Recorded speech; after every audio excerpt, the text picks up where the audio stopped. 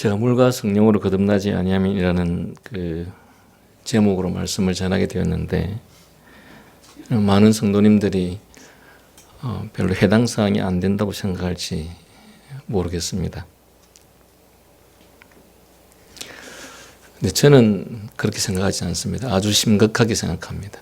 이 부분에 대해서. 혹시 이런 상상을 해보셨습니까? 만약 여러분이 목사님에 의해서 분명히 믿음을 가졌다고 했고 또 구원을 받았다고 생각해서 세례를 받은 교인이 일평생 자신의 구원의 문제에 대해서 의심하지 않고 살았는데, 그가 마지막 심판날에 주님 앞에 섰을 때 주님께서 나는 너를 도무지 알지 못한다고 한다면 어떤 일이 발생할 것 같습니까? 그랬을 때 이 책임을 누가 져야 되죠? 신자 본인입니까? 아니면 그런 신자에게 세례를 준 목사에게 있습니까? 근데 이때는 이미 믿음을 가질 수 있는 기회는 더 이상 없습니다. 그 현장에서는 아무런 기회도 없을 뿐 아니라 끔찍한 저주와 심판이 기다리고 있을 뿐입니다. 다시 말하지만 이 책임을 과연 누가 져야 되는가? 혹시 이런 부분에 대해서 깊이 생각해 보셨습니까? 저는 사실은 교인들에게 대해서 이런 부분에 대해서 늘 고민합니다. 과연 이분들이 심판날에 이르렀을 때 본인은 정말 구원받았다고 생각하고 그때까지 신앙생활을 했었는데 마지막 심판장에서 주님께서 너는 아니다 이렇게 하면 어떻게 해야 되죠? 그 순간에는 아무런 방법이 없을 것 같습니다. 이 생각만 하면 저는 너무 끔찍한 것 같습니다. 그 순간이. 오늘날 많은 신자들이 자신의 거듭남에 대해서 별 고민하지 않고 사는 분들이 너무 많은 것 같습니다. 그렇지만 저는 이 끔찍한 현장만 생각하면 이 부분에 대해서 목사로서 가장 많이 고민하게 되는 것 같습니다.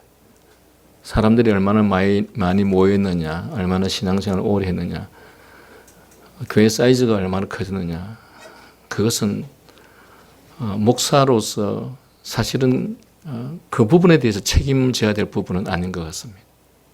그런데 저를 믿고 저를 따르고 저를 통해서 세례받은 사람들, 그것으로서 자신이 구원이 확정되었다고 했던 사람들, 평생을 그렇게 신앙생활을 했었는데 마지막 심판날에 주님께서 너는 아니다라고 하셨을 때 기회가 더 이상 없지 않습니까?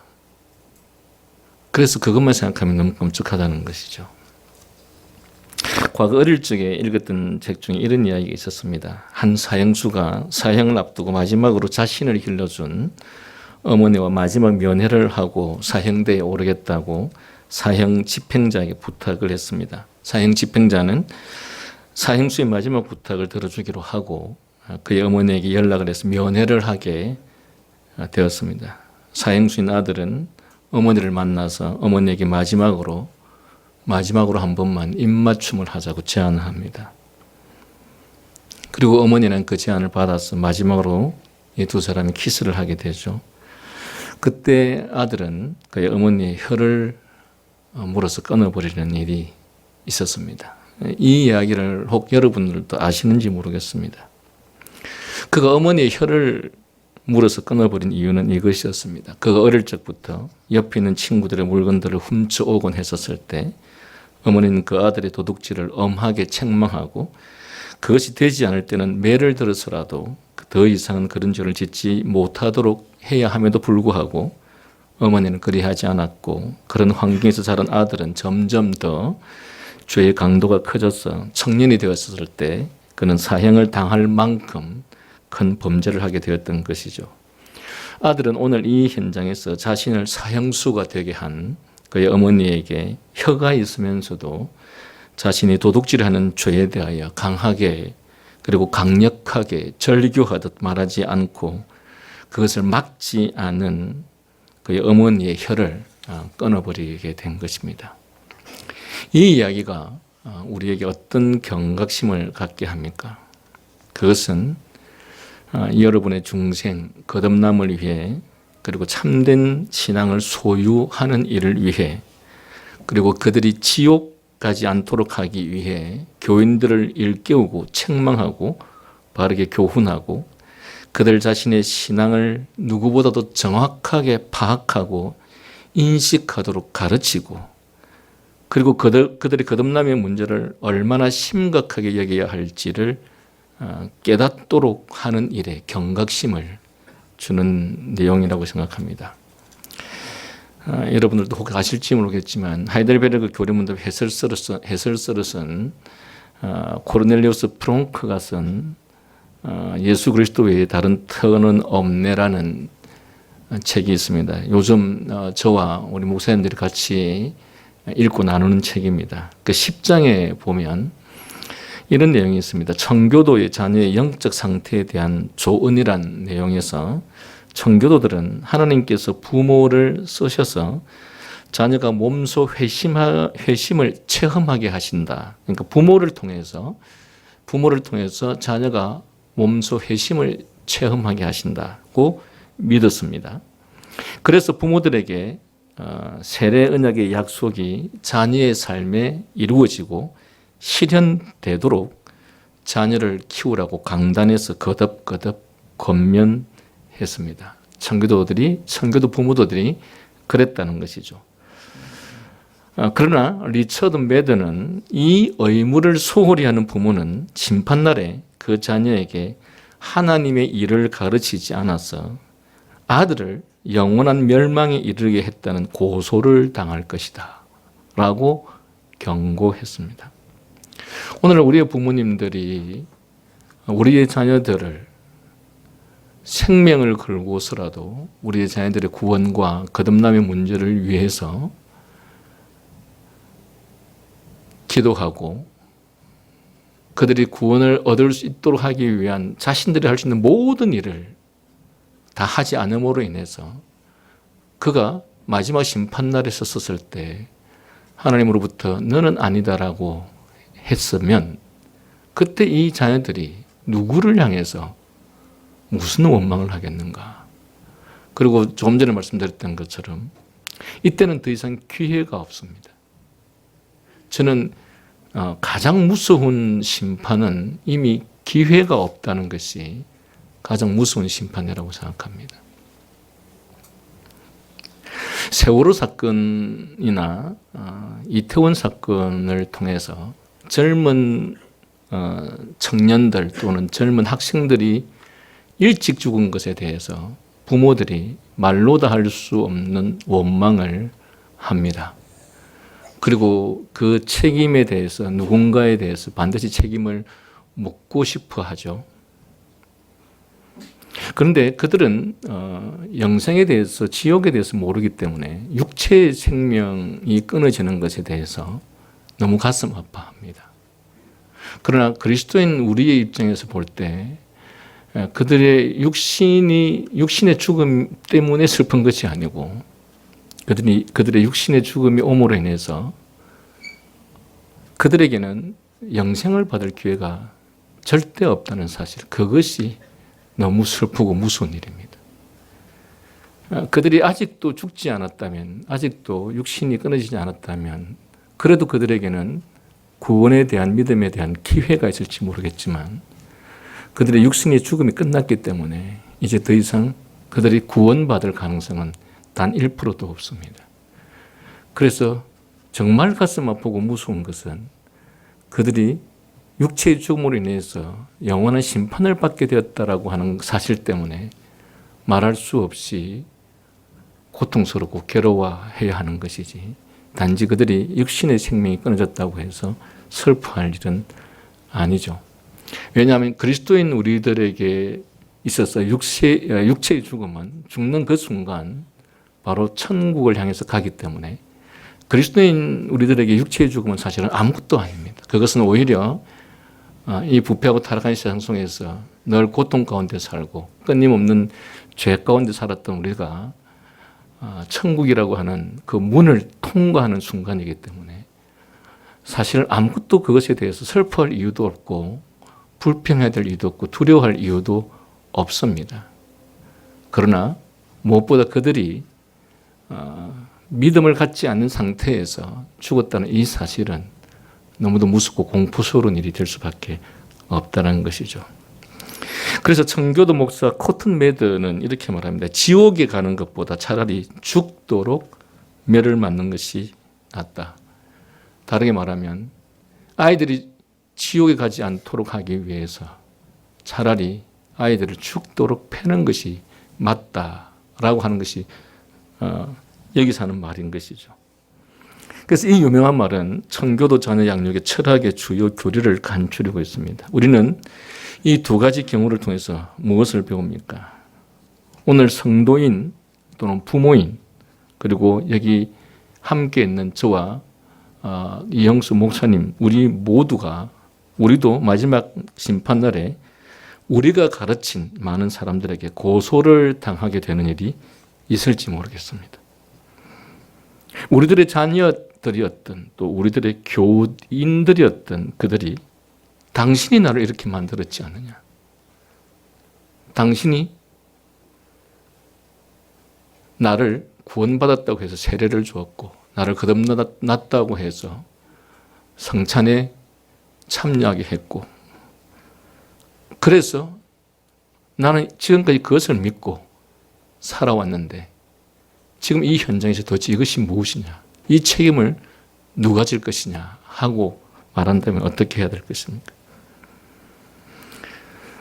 그들은 아마 당신들이 나에게 거듭남이 어떤 것인지 어떤 사람이 하나님 나라에 들어가는지 구체적으로 알려주지 않았지 않느냐고 말할 수 있을 것입니다. 당신들은 나에게 나의 신앙을 정확하게 진단해 주지 않았느냐고 한 번이라도 제대로 하나님 나라에 들어가는 중생 거듭남에 대해서 명확하게 그리고 분명하게 가르치고 치고 설명해 준 일이 있느냐.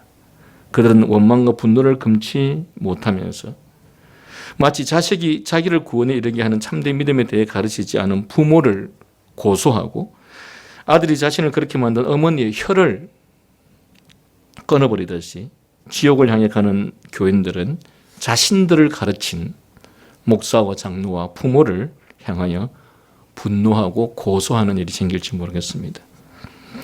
우리 교회 교인들에게 저는 자주 물어봅니다. 당신은 거듭났다고 생각하느냐? 저한테 좀 물어봐 달라고 질문을 자주 합니다. 그런데 사람들은 질문을 안 하더라고요. 왜 질문을 안 하는지 모르겠지만 저는 그 질문을 진짜 받고 싶습니다. 왜? 그 성도들이 아직 자신의 신앙의 실체를 모르는 것 같아서. 왜 거듭남에 대해서 관심을 갖지 않죠? 이거보다 더 중요한 것이 없는데. 우리가 사는 이 세상은 정말 안개와 같은 인생 잠깐 살다가 가는 것 아닙니까? 우리가 장차 가야 할 그곳이 천국이든 지옥이든 그곳은 영원하고 그리고 그곳에 가면 더 이상 자리가 바뀌는 일은 없죠. 그러면 일평생 신앙생활하는 성도들에게 이것만큼 더 중요한 것이 어디 있겠습니까? 그래서 저는 자주 질문을 합니다. 성도들에게 저한테 좀 물어봐 주십시오. 저는 거듭난 사람입니까? 안 물어보더라고요. 그래서 제가 지난 여름에 15가지의 거듭남의 표지 점검이라는 질문지를 만들어서 여기에 좀 답해 보라고 제가 드렸습니다. 근데 그 답을 보니까 제가 하는 질문이 무엇인지도 잘 모르는 분들이 되게 많아요. 이건 다르게 말하면 본인이 거듭나 보지 않은 사람은 거듭남의 현상이 또 거듭남의 정상이 뭔지를 본인이 잘 모르는 것입니다. 그러니까 이 질문도 뭘 질문하는지를 잘 모르는 것이죠. 오늘 성경 본문은 물과 성령으로 거듭나지 않으면, 즉 중생하지 않으면 하나님 나라를 볼 수도 없고 들어갈 수도 없다라는 말합니다. 보는 것이 들어가야 보는 것이고, 그죠? 들어가지 않으면 볼 수 없는 것이죠. 그런 측면에서 볼 수도 없다, 들어갈 수도 없다라고 하는 이 말씀은 같은 맥락의 말씀일 것입니다. 성경은 단지 믿는다고 말하는 사람이 구원을 받는다고 말하지 않습니다. 또 열심히 교회 생활을 했다고 구원받는다고 말하지 않습니다. 그리고 11조 생활, 기도 생활, 봉사를 열심히 한다고 해서 그것으로 구원받는다고 말하지 않습니다. 과거에 60년대, 70년대는 우리나라에 기복주의 신앙이 판을 쳤고, 그 이후에는 기도원 운동이 많이 일어나면서 신비주의가 판을 쳤고, 그리고 그 이후에는 소위 젊은이들 중심으로 찬양과 경배라는 것이 판을 쳤습니다. 저도 과거에 잘 알지 못했을 때 예수전단에서 DTS도 받고, 그리고 찬양 인도도 몇 년간 했습니다. 서울에서 고형원이가 하고, 저는 부산에서 찬양 인도를 했습니다. 그러다가 이제 찬양과 경배도 이제 식었습니다. 그리고 지금은 지식주의가 판을 칩니다. 지금은 유튜브를 통해서도 그렇고 어디에든지 부흥회도 없고 이제는 다 세미나입니다. 그리고 오늘날 교인들의 대부분이 최소한 고등학교 이상을 졸업했고 웬만하면 다 대학을 졸업했습니다. 그러다 보니 사람들이 지식에 관심이 대단히 많습니다. 사람들은 성경에 대해서, 신학에 대해서 많은 지식을 갖고 있고 또 많은 내용을 알고 있으면 그것이 곧 자신이 신앙을 가졌다고 생각을 합니다. 저는 그래서 신학의 교수들이 대단히 위험한 사람이라고 생각합니다. 그들은 누구보다 성경에 대해서 많이 알고 신학에 대해서 많이 알고 있는데, 중요한 것은 그들의 가르치는 신학과 신앙이 검증받지 않았다는 것입니다. 그들은 그들이 가르치는, 그들이 알고 있는 신학을 가지고 현장에서 목회를 하면서 그 현장 속에서 일어나는 수많은 일들 앞에서 자신이 가르치고 믿는 그것에 대해서 실제로 그렇게 살아보았고 실제로 그렇게 목회해 보았는가라고 했었을 때 그것에 대해서 검증받지 못한 분들이 대부분입니다. 그런데 많은 사람들이 성경에 대한, 신학에 대한 지식이 많으면 그것이 곧 자신들의 신앙이 그만큼 성숙했다고 생각하는 것 같습니다. 사실 그것은 착각입니다. 저도 신학이 너무 중요하고 지식이 너무 중요하기 때문에 이 부분에 있어서 굉장히 관심을 갖고 정말 많은 성도들에게 열심히 가르쳐 왔습니다. 그런데 지식이라고 하는 것은 현실에 부딪히면 어김없이 무너지더라고요. 자신에게 중요한 기회가 왔었을 때, 어떤 높은 지위를 얻을 수 있는 기회, 많은 돈을 벌 수 있는 기회, 좋은 직장을 갈 수 있는 기회, 좋은 배우자를 만날 수 있는 기회, 이런 기회들이 왔었을 때 과연 하나님의 말씀을 순종할 수 있는가? 그 기회들 앞에서 거의 대부분의 사람들은 다 무너지는 것들을 수없이 보아왔습니다. 사람들은 착각했던 것이죠. 우리들에게 고난이라고 하는 현장이 오지 않으면, 그런 것들을 실제로 행동해야만 하는 그런 상황이 오지 않으면 우리는 우리의 신앙의 실체를 잘 알지 못합니다. 이렇게 가만히 앉아있는 가운데서는 우리의 신앙이 어디쯤 와 있는지 알지 못한다는 것이죠. 그래서 하나님께서는 신실한 당신의 백성들에게는 반드시 고난을 주시는 것이죠. 고난이 없으면, 인간에게 고난이 오지 않으면 인간 자신에 대해서 파악하지 못하고 그 실체를 깨닫지 못하기 때문에, 그래서 하나님께서는 반드시 구원받은 백성들에게는 고난을 주시게 되어 있습니다. 그런데 오늘날 우리 시대의 사람들은 고난 없이 신앙생활을 하기 때문에 자신들의 믿음과 신앙이 과연 참 신앙인지 아닌지, 구원받은 신앙인지 아닌지를 어쩌면 알지 못하는 현실 속에서 우리가 살아가고 있습니다. 그래서 더 두렵고 더 무서운 것입니다. 단지 11조 생활이나 기도 생활이나 열심히 봉사를 하는 것이나 말씀을 열심히 배우는 이 일들은 사실은 다른 종교인들도 얼마든지 하는 일들입니다. 여러분이 아시는 것처럼 신천지는 하나님의 교회 사람들이 얼마나 열심히 신앙생활을 하는지 모릅니다. 얼마나 열심히 배우는지 모릅니다. 그렇다면 그런 종교적 모습들이 우리 안에 있다고 해서 우리가 거듭난 사람이냐? 아닐 수 있다는 것이죠. 거듭나지 않으면 하나님 나라를 볼 수도 들어갈 수 없다고 하는데 정말 여러분은 거듭났습니까? 그리고 이 이영수 목사님이 가르치는 교인들은 과연 거듭났느냐? 우리의 자녀들은 과연 거듭났느냐?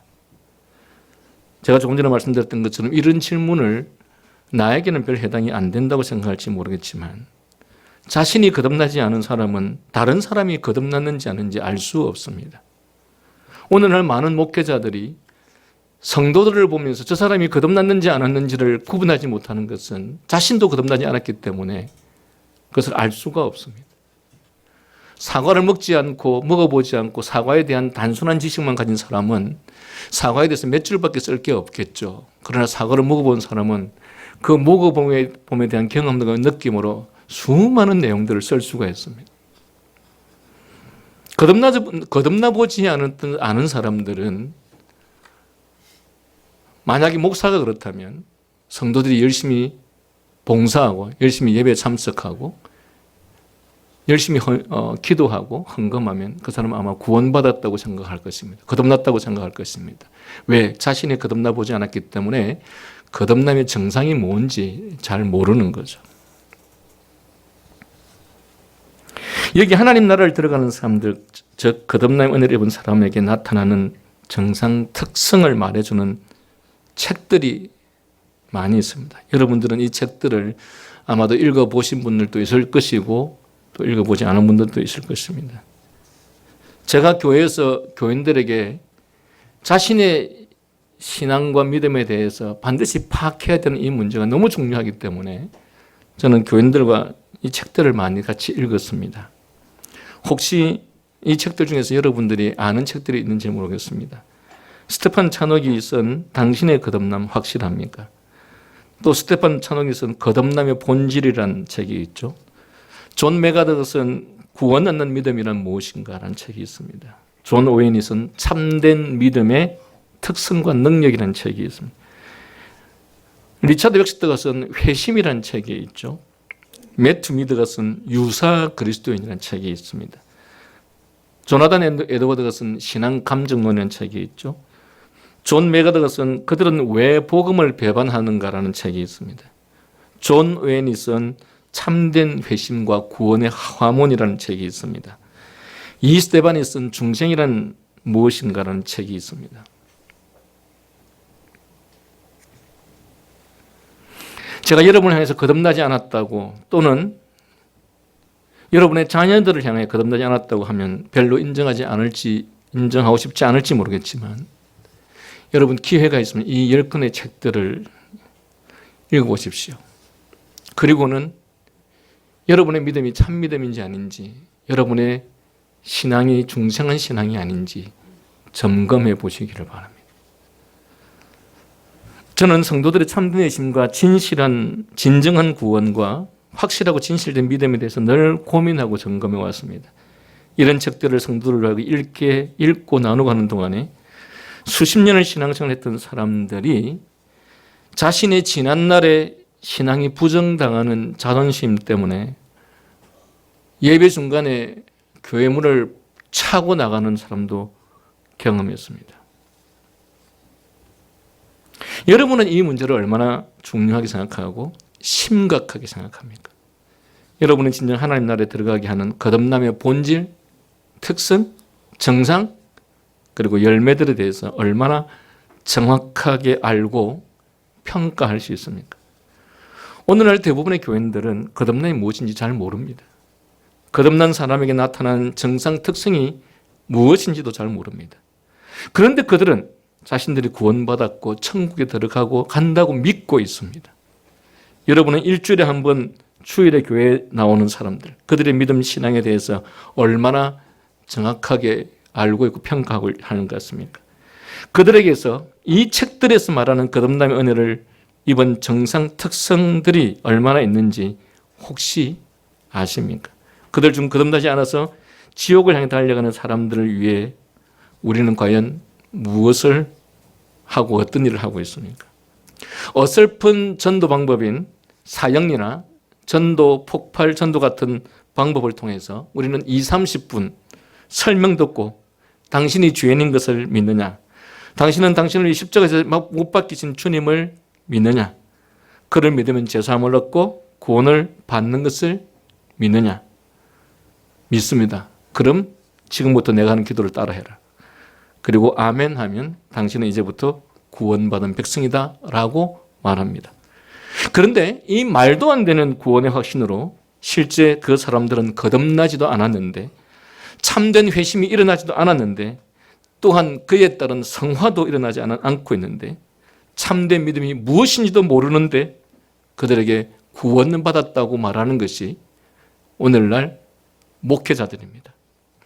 거듭나면 심령이 근본적으로, 그리고 실질적으로, 그리고 결정적인 변화가 일어나고, 그리고 그 사람의 삶의 목적, 목표가 근본적으로 바뀌게 되는 것인데, 그런 변화도 없는 사람이 단지 믿는다고 고백했다고 구원받았다고 하는 이 말이 얼마나 황당한 것인지 모릅니다. 자신 앞에 놓여진 조그만 기회, 돈을 벌 수 있는 기회, 더 좋은 직장에 갈 수 있는 기회, 더 높은 지위를 가질 수 있는 그 기회, 그리고 더 좋은 배우자를 만날 수 있는 그 기회 때문에 영혼을, 그 짧은 순간을 위해서 버리는 그 신앙을 과연 거듭난 사람이라고 말할 수 있겠는가? 이 땅의 것들은 전도서에서 솔로몬이 말하고 있는 것처럼 모든 것들을 다 가져보았으나 그것들은 헛되고 헛되며 헛되고 헛되도다. 그것이 성경이 말하는 세상에 대한 평가입니다. 그런데 이 헛되고 헛된 이 순식간에 있는 짧은 일시적인 이것들을 자신의 영혼과 바꾼다. 거듭난 사람이 그렇게 할 수 없다는 것입니다. 과연 그의 마음과 그의 신앙을 거듭난 신앙이 지배하고 있다면 이 세상에서 가질 수 있는 그 짧은 순간의 유익과 이익을 하나님 나라를 위해서 포기하지 못한다는 것은 있을 수 없다는 것인 것이죠. 제가 말씀드린 것처럼 우리가 교회가 얼마나 크냐, 얼마나 성장했느냐, 얼마나 사람들이 많으냐, 얼마나 오랫동안 교회를 다녔냐, 그게 중요한 것이 아니라 내가 마지막 순간에 주님 앞에 섰을 때 과연 영생에 이를 수 있는 사람이냐 아니면 지옥형을 가는 사람이냐라는 문제만큼 무섭고 심각한 문제가 없는데 사람들은 이 문제에 대해서는 아무것도 심각하게 생각하지 않는 것 같다는 것입니다. 칼빈의 기독교 강요를 보면 인간이 세상에 대한 집착이 얼마나 강한지, 세상에 대한 미련이 얼마나 강한지, 즉 세상의 부와 영광, 지위와 권세와 이런 것들에 대한 유혹과 그것에 대한 집착과 미련이 얼마나 강한지, 마치 수위를 굶은 야수가 먹이를 향해서 달려가는 것 같은 것이 인간이 세상을 향해서 갖는 미련과 집착이라고 합니다. 이토록 세상에 대한 미련과 집착이 강한 사람들을 그것에서 돌이켜서 하나님 나라 영생을 소망하게 할 수 있는 방법은 그가 집착하는 모든 것들을 끊어버리게 하는 것이죠. 그래서 하나님께서는 때때로 우리의 배우자가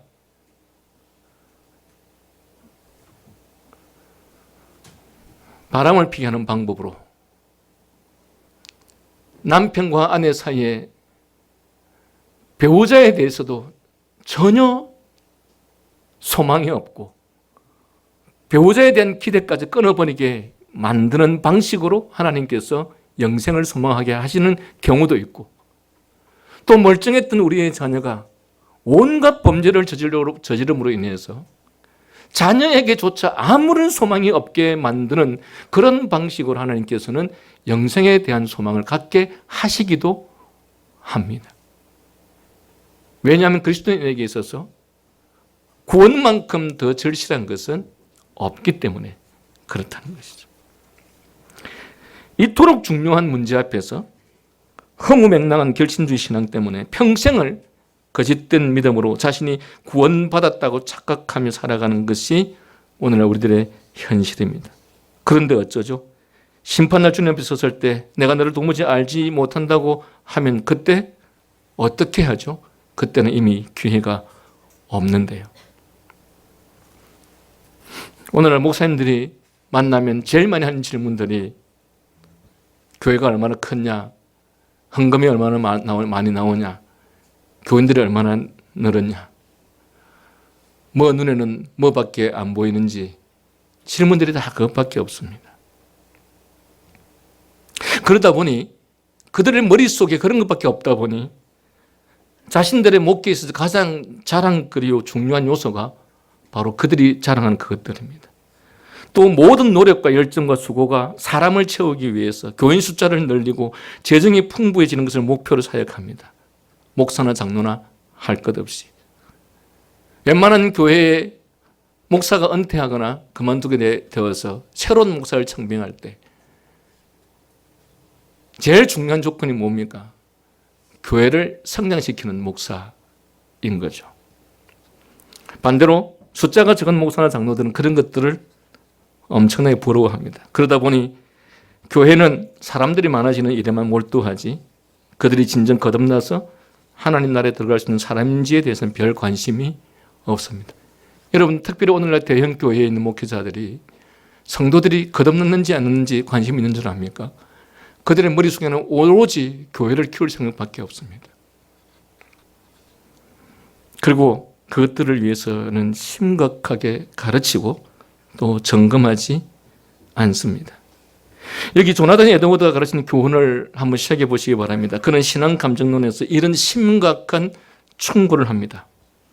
중생하지 않은 사람들이 교회 안에서 편안한 마음으로 지내도록 해주는 것이 교회 세속화의 첫걸음이고, 그리고 이것은 교회가 저지르는 가장 중대한 범죄라고 조나단 에드워드는 그렇게 말합니다. 왜 그런가? 교인들로 하여금 가장 무섭고 두려운 다시는 기회가 없는, 그리고 영원한 지옥의 심판, 형벌을 받게 하는 엄청난 범죄를 바로 목사들이 하기 때문입니다. 그래서 교회가 저지르는 가장 중대한 범죄가 중생하지 않았는데도 불구하고 중생하지 않은 교인들이 편안하게 그 교회에서 신앙생활을 하도록 지내도록 하는 것이라는 것이죠.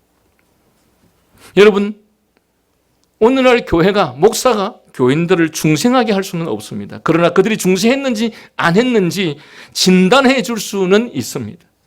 그런데 이 일을 하지 않는 것이 교회가, 목사가 저지르는 가장 중대한 범죄라는 것입니다. 제가 보니까 뭐 좋은 대학 나오거나 좋은 큰 회사에 다니면 사람들이 굉장히 자부심을 갖고 있죠. 그런데 보니까 대형 교회 다니는 분들이 되게 자부심을 갖고 있더라고요. 자기들이 큰 교회 다니고 있다고. 그런데 그들은 그들의 목회자를 통해서 자신들이 거듭났는지 안 했는지에 대해서 아주 구체적으로 세밀하게 점검받거나 가르침을 받는 일에 대해서는 아무런 생각이 없습니다.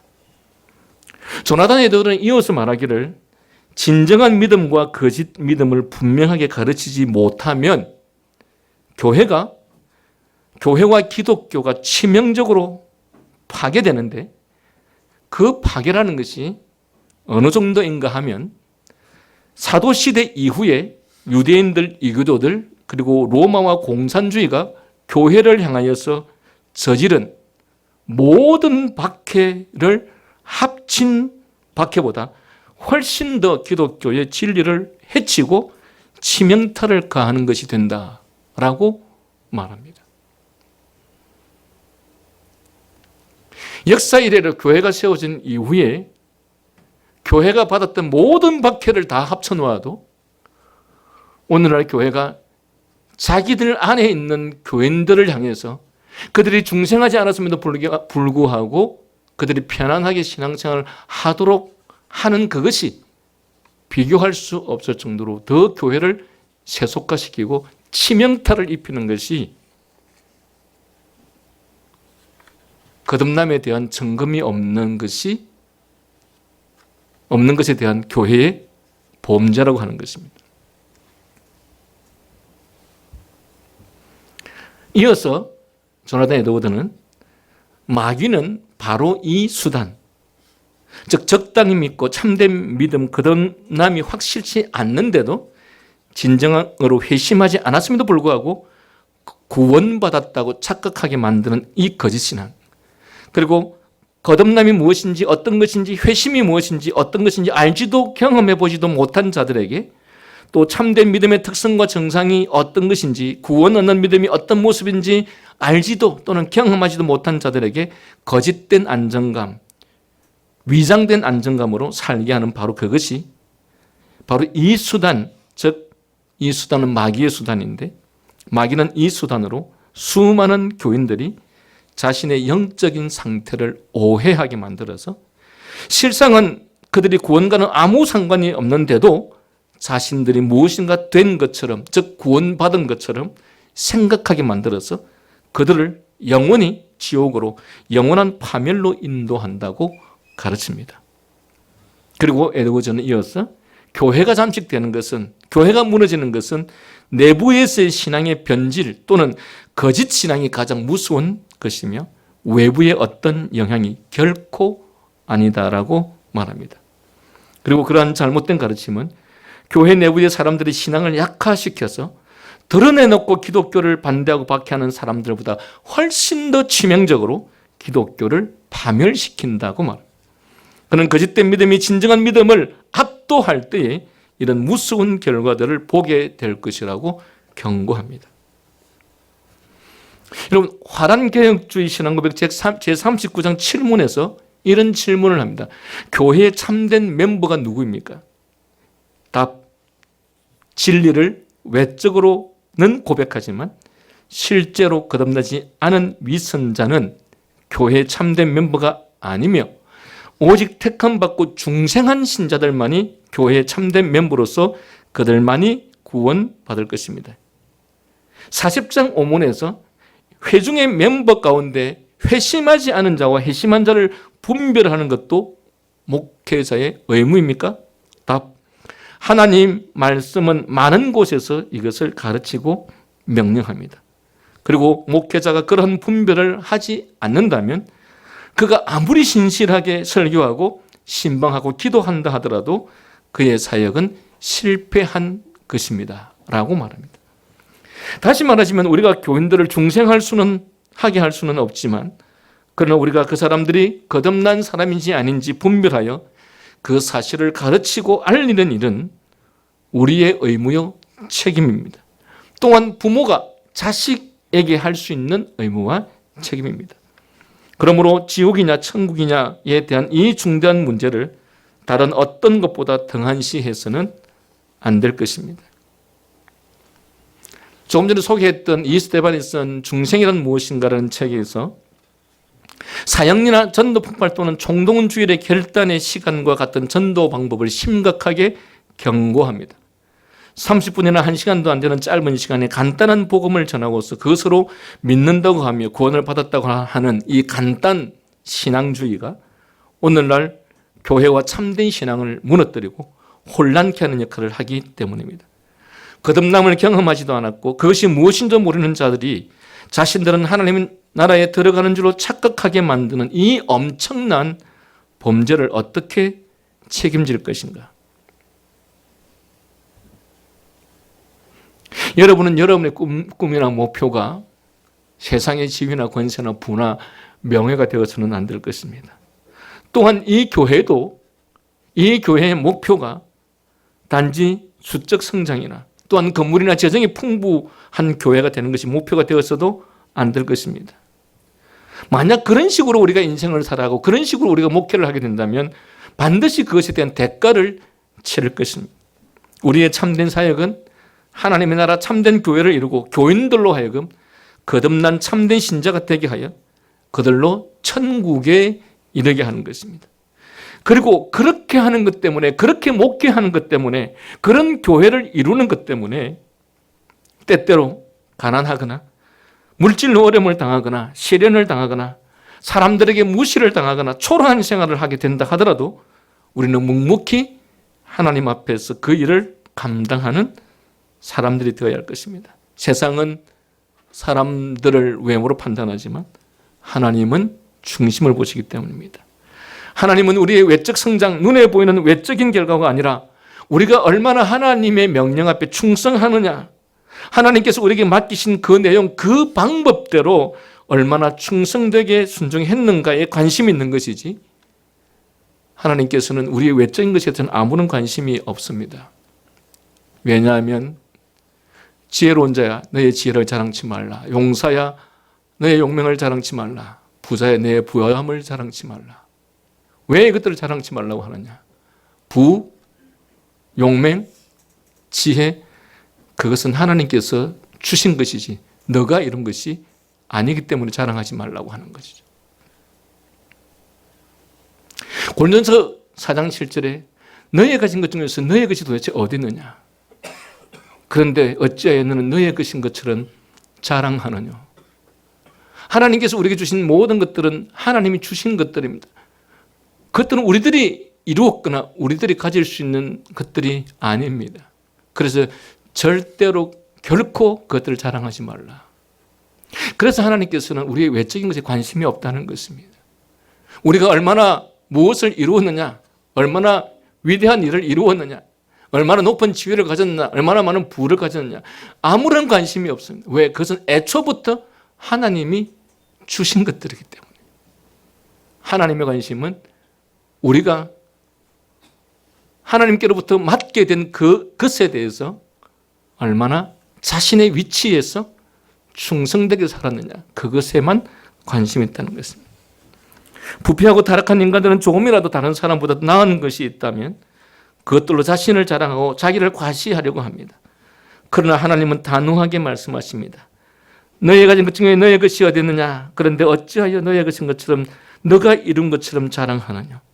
지혜로운 자야 너의 지혜를 자랑치 말고, 부자야 너의 부함을 자랑치 말고, 용사야 너의 용을 자랑치 말라. 자랑하는 자는 이것으로 자랑할지니 곧 명철하여 나를 아는 것과 나 여호와는 인애와 공평을 땅에 행하는 자임을 깨닫는 것이라. 나는 이 일을 기뻐하노라.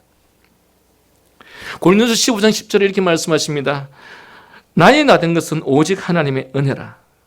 사도 바울이 이렇게 말하죠. 내가 모든 사도보다 더 많이 수고하였으나. 사도 바울은 내가 다른 사람보다 더 높은 지위를 가졌거나 더 많은 학식을 가졌거나 이런 것 때문에 하나님의 은혜라고 말하지 않습니다. 다른 사람보다 더 수고할 수 있는 이 열정을 가진 것조차도 하나님의 은혜였다. 이 말은 무슨 말입니까? 우리의 모든 것이 하나님의 은혜였다. 이런 말이죠. 그래서 하나님께서는 우리의 외적인 것에 관심이 없다는 것입니다. 여러분, 농부가 1년 동안 정말 열심히 땀 흘리고 수고해서 가을에 결실을 했습니다. 벼를 많이 생산했습니다. 여기서 농부가 한 역할이 몇 %나 될까요?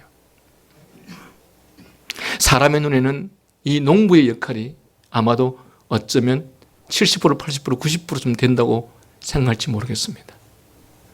그러나 제가 보기에는 농부의 역할은 어쩌면 1%도 되지 않습니다.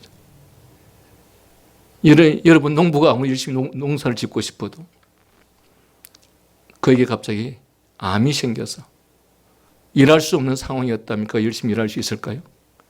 농부가 아무리 열심히 일하고 싶어도 자기의 가족 중에 누군가가 사고를 당하여서 중환자실에 누워있는데 그가 상관없이 열심히 일할 수 있는 환경이 될까요?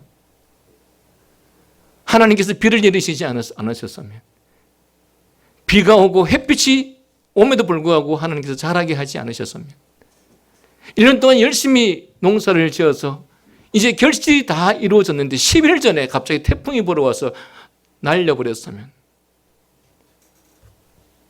여러분, 농부가 하는 역할은 우리는 보이는 것밖에 보지 못하기 때문에 이것들이 다 우리의 수고와 노력과 땀 때문에 이루어진 것처럼 보이지만 사실은 그가 한 일은 어쩌면 1%도 되지 않습니다. 그래서 하나님께서는 우리의 외적인 것에 관심이 없습니다. 왜? 그 모든 것들은 하나님께서 우리에게 베풀어 주신 것들이기 때문에. 그래서 사도 바울은 지금 말하고 있는 것이죠. 내가 다른 사람들보다 더 많이 수고할 수 있었다라고 하는 이것조차도 하나님의 은혜였기 때문에 가능했다라고 말한 것이죠. 그러므로 외적인 결과와 성장이 아니라 성도들을 하여금 진정으로 구원 얻는 믿음으로 인도하는 일에 가장 우선권을 두고 그 일을 위해 최선의 노력과 수고를 감당해야 하는 것이 오늘날 교회가 또한 목회자가 또한 부모들이 해야 될 일이라고 생각합니다. 교회와 목사의 본분은 바른 말씀을 전하고 가르치고 교인들이 참된 신앙, 거듭난 신앙을 가졌는지 아닌지 점검하고 그렇지 않다면 그들에게 진정 거듭남이 어떤 것인지 구원받는 믿음이란 어떤 것인지를 가르치고 그 믿음, 그 거듭남이 이르지 못했다면 모든 것을 걸고 그들의 영혼을 위해 거듭남을 위해 기도하고 애쓰고 노력해야 하지 않겠느냐. 이것이 우리에게 맡겨진 본분이라고 여겨집니다. 사랑하는 여러분, 여러분들은 어쩌면 수년, 어쩌면 수십 년 동안 신앙생활을 하셨는지 모르겠습니다. 그러나 다시 한번 점검해 보십시오. 우리가 정말 주님 앞에 섰을 때 이제 영원한 천국이냐 영원한 지옥이냐라는 그 갈림길에서 내가 과연 어디에 속할 수 있는 사람인지 지금 우리가 점검하고 지금 우리가 살펴보지 않으면 이후에는 기회가 없다는 것입니다. 수많은 신학자들이나 이 부분에 대해서 너무도 관심이 많은 목회자들이 쓴 이 훌륭한 책들이 이렇게 많이 있음에도 불구하고 그것들에 대해서 아무런 관심 없이 우리가 살아간다면 그 무책임은 누가 져야 되겠습니까? 기도하겠습니다.